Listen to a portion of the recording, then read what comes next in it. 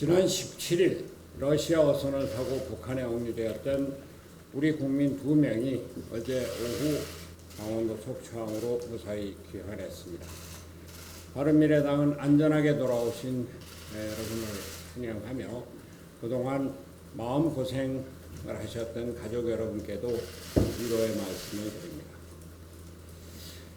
나라가 안팎으로 혼란스러운 요즘입니다.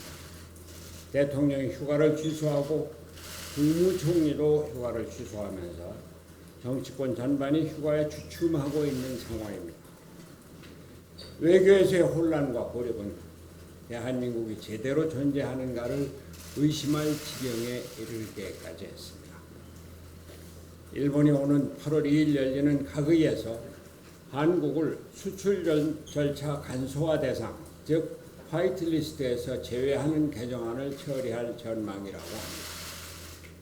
한국에서 일본 제품에 대한 불매 운동이 확산되는 가운데 7월 31일부터 태국 방콕에서 열리는 아세안 지역 안보 포럼 ARF에서 한일 외무장관 회담이 열리게 되어 있습니다만 아직 한일 간 대화에 특별한 진전은 없고 계속 긴장만 고조되고 있는 것으로 보입니다.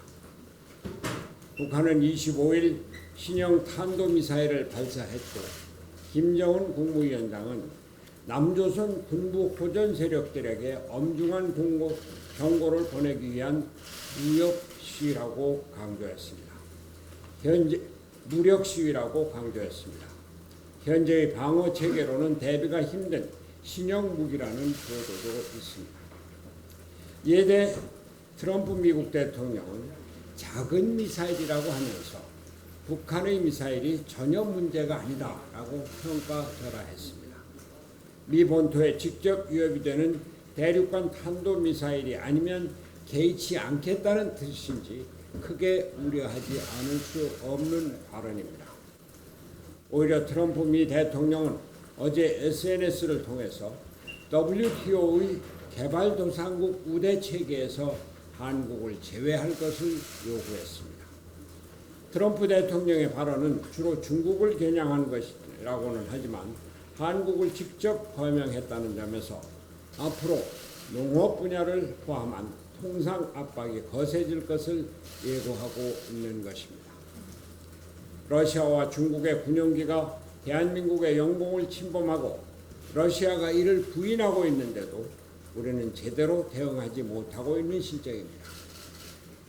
북한, 중국, 러시아의 새로운 동맹 체제와의 대결 구도가 염려되는 상황이 전개되고 있는 것입니다. 지난 6월 15일 있었던 삼척항 목선이 상륙해서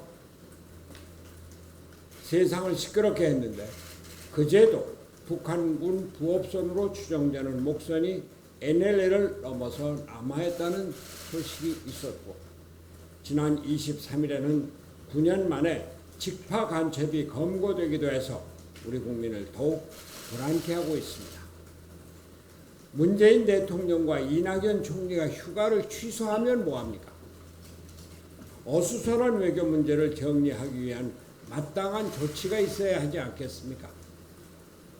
국내 정치를 보면 외교 행위는 보이지 않고 그저 보이는 것이 검찰총장을 임명하고 우리 총장님이라고 추켜세우고 조국 민정수석은 퇴임하면 곧 이어서 법무장관으로 개선장군처럼 들어설 것이라는 이야기가 뉴스를 덮고 있습니다. 지금은 더 이상 적폐청산에 국력을 허비할 때가 아닙니다. 우리나라가 처한 외교 위기를 해결하기 위해 국력을 집중해야 할 때입니다. 외교 안보 라인의 전면적인 교체를 통해 대한민국의 저력을 다시 확인해야 합니다. 미국과 일본에 대해서 내용 있는 대화를 할 수 있는 중량급 전문가를 동원해야 합니다. 미국과 일본 등 전통적인 동맹국들과의 관계 개선이 급선무입니다. 원로들을 모셔서 미국과 일본 등 우리나라의 동맹체제를 다시 확인해야 할 때입니다. 코드 인사로는 오늘의 위기를 극복하지 못합니다. 마침 오늘 제가 제안하고 청와대 영수회담에서 합의되었던 범국가적 비상협력기구의 구성을 위해 5당 사무총장이 실무협의를 가질 예정이라고 합니다. 우리 국민에게 희망을 줄 수 있도록 협의가 원활히 진행되어 조속히 기구가 출범할 수 있게 되기를 바랍니다. 국회도 안보 문제와 추경 처리가 합의되어서 일하는 국회 모습을 보여주기를 간곡히 당부합니다. 이상입니다.